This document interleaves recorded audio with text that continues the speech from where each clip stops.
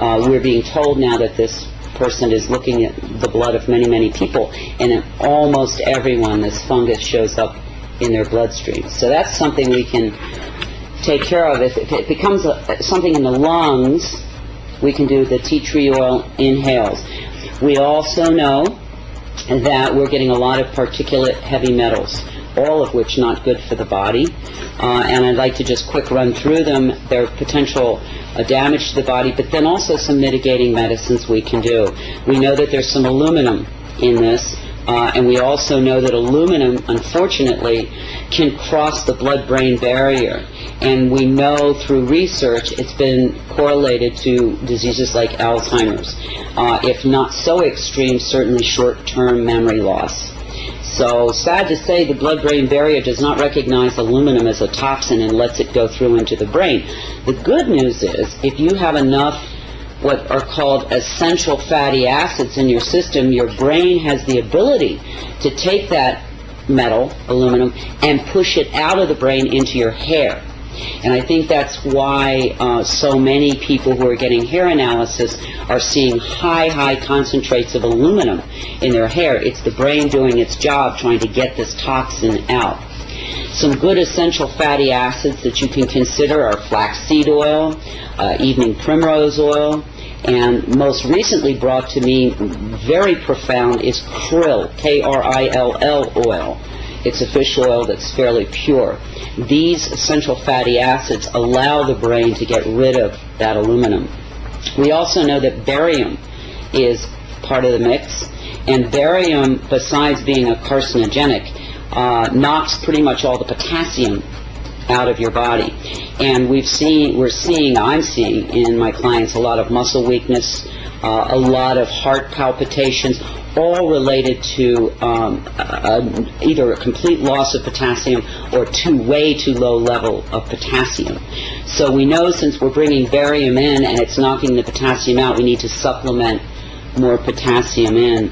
And I would say, for anybody who's listening to me, the responsible thing would be to say, to share whatever you decide to do with your health care practitioner, because if you're on certain medications, it can contraindicate.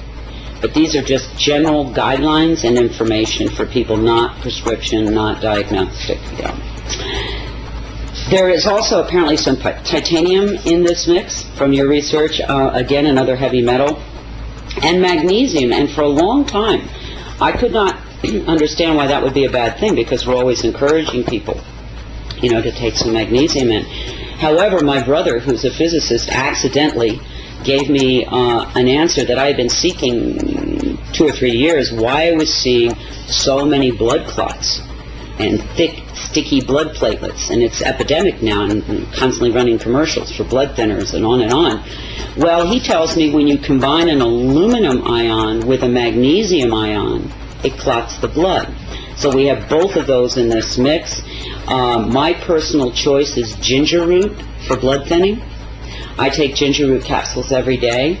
There's also an herb called ginkgo biloba that also thins the blood. But this is a very important cautionary. If anybody is on a pharmaceutical blood thinner, do not add in any of these other remedies, because you can get your blood so thin that if you cut yourself, your blood won't clot. So it's dangerous. So if you're on any pharmaceutical blood thinner, do not add in ginger root and ginkgo biloba and those kinds of things. But if you're not on a pharmaceutical, these are good natural things you may want to consider in terms of thinning the blood. And then there are I get this question all the time. People say, well, what can we do, to mitigate some of this? I mean, it's in every breath I take. That's something I think is hard for people to understand. This is not something that previously I could say to people. Please don't eat margarine. Please don't drink tap water. These things are not good for you. I cannot ask people not to breathe. But what I can say, there are things that you can do to mitigate the amounts of it that you're taking in. One thing that you well know I do is when I'm outdoors, I wear a mask. It's not comfortable. It looks silly. I get stares. But I have to tell you, since I've been doing that, I've noticed a big improvement in what kind of symptomology I've had to deal with. Also, there is something, a very good all-natural substance called diatomaceous clay that has the unique property of attracting heavy metals to it, then binding with them and allowing your body to then send it out through your bowel. In most health food stores, you can find it under the name of bentonite. You have to make sure, though, this diatomaceous clay that you're taking in is food grade, because they do have diatomaceous clay at the nurseries, and that's not pure. But if you go to your health store, or if you know somebody who has food grade diatomaceous clay, that is something I do daily to try to begin to remove these metals, because all heavy metals are detrimental to the system. Again, flaxseed oil, krill oil, the omega-369 oils, very important, particularly for brain function during these times. Potassium supplementation. And another epidemic is sinus infections, and that colloidal silver nasal spray I use, and I've had a lot of friends use it, and it's very effective with helping to clean up those sinus infections caused, I'm sure, by all these particulates. I don't know if you know, one of the top respiratory specialists in the United States was recently on the Today Show. He's written a book called something about the breathing crisis in this country. And he told, I think it was Katie Kirk, I don't recall, who was interviewing him, maybe Ann Curry, that death or mortality from respiratory disease had gone from number 8 5 years ago to almost number 3. That's huge. That means that the third leading cause of death now in this country is breathing. And one has to wonder what could have happened in 5 years to have created that kind of crisis, is the only word I can think of. So this is something that anybody who breathes, and I'm assuming that's anybody who might be seeing this documentary, needs to be concerned not only for themselves but everyone they love. This isn't like a firing squad where everybody goes down and you get to watch it at one time. This is a cumulative poisoning that will demonstrate in different people in different manners depending on how strong their immune system was to begin with, what their genetics are, and many other factors. So this is something that will demonstrate in a lot of different ways. You're not going to have, as I said, the firing squad effect, but what you will have is over time more and more debilitated people, more and more people who don't feel well, more and more younger people, which I'm seeing quite a bit of now, in their 20s, 30s, and 40s, with problems that we never saw in that age range, or rarely, I should say, saw.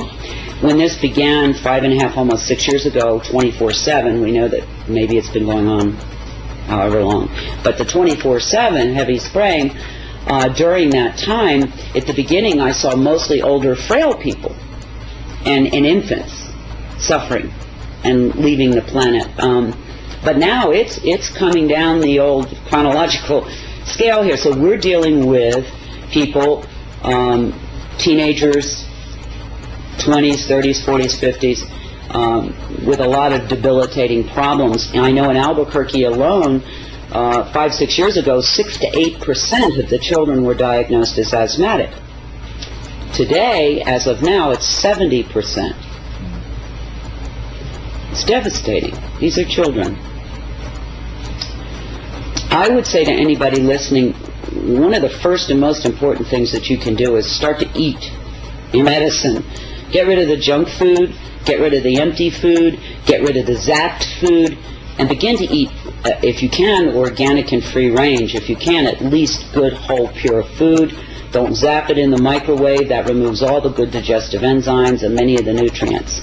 So start with your diet, because your body is under an insult that it's probably never in the history of man, I don't think, seen before. And in order for you to stay healthy and those that you love, you've got to really begin to pay attention to what you're eating, the water that you're drinking.